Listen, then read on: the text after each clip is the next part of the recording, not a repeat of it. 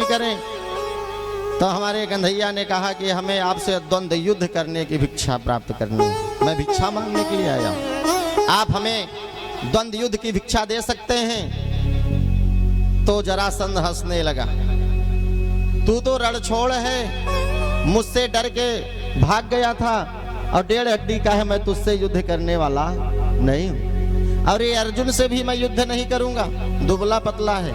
अगर तुमको युद्ध करनी है तो ये भीम है हमारे लायक, मैं इससे युद्ध कर सकता हूं। मोटा ताजा हट्टा कट्टा है, ये हमारे लायक है। अब जब सूर्य उदय हुआ तो युद्ध प्रारंभ हो गया। 27 दिनों तक युद्ध चलता रहा। भीमसेन जरासंध के वार से रक्त रंजित हो गए, देह से रक्त निकलने लगा। प्रभु के शरण में आए भीम। अब दिन में युद्ध चलता, सूर्यास्त हो जाता तो जरासंध अपने यहाँ अतिथि के रूप में आए हुए तीनों का सम्मान करता, क्षत्रिय धर्म का पालन करता। आज के तरह के लोग नहीं थे, वो अपने धर्म को निभाते थे। हा? हमसे आपसे ज्यादा तो धर्म को निभा रहे हैं पशु पक्षी। हमसे आपसे ज्यादा धर्म निभा रहे हैं। अगर गाय के सामने मांस का टुकड़ा रख दिया जाए तो गाय मांस को नहीं खाएगी, खरगोश मांस को नहीं खाएगा। और सिंह के सामने यदि शाकाहारी भोजन रख दिया जाए शेर के सामने तो शाकाहारी भोजन को नहीं खाएगा। क्यों? क्योंकि वो मांसाहारी है।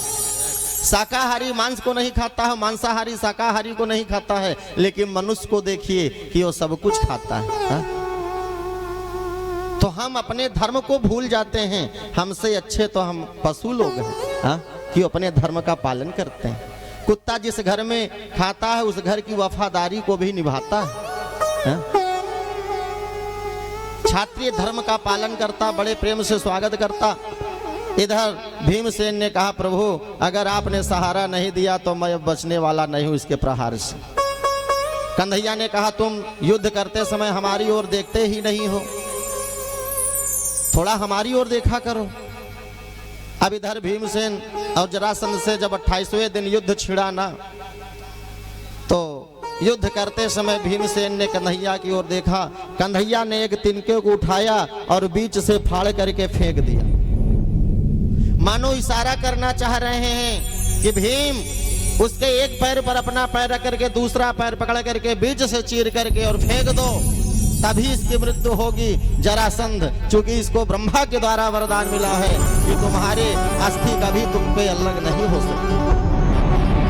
अब इधर भीमसेन ने इशारा समझ करके पैर पकड़ करके और बीच से चीरते हुए फेंका, लेकिन उसकी अस्थि फिर पुनः आकर के जुड़ गई। अब इधर भीमसेन घबराए कि अब इसके प्रहार से मैं बचने वाला नहीं हूं। प्रभु की ओर फिर इशारा देखा तो प्रभु ने फिर बीच से फाड़ करके विपरीत दिशा में फेंका। भीमसेन इशारा को समझ गए, पकड़ के जब विपरीत दिशा में फेंके तो वह जरासंध गोविंदाय नमो।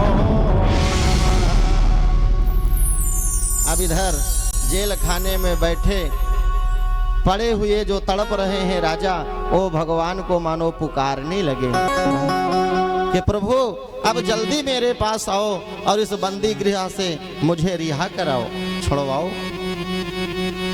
भगवान समझ गए। इधर वो लोग पुकार रहे हैं कि हरि आ जाओ, हरि आ जाओ, एक बार झलक दिखला जाओ। अब कोई न सहारा बिन तेरे, नंदलाल समरिया मेरे।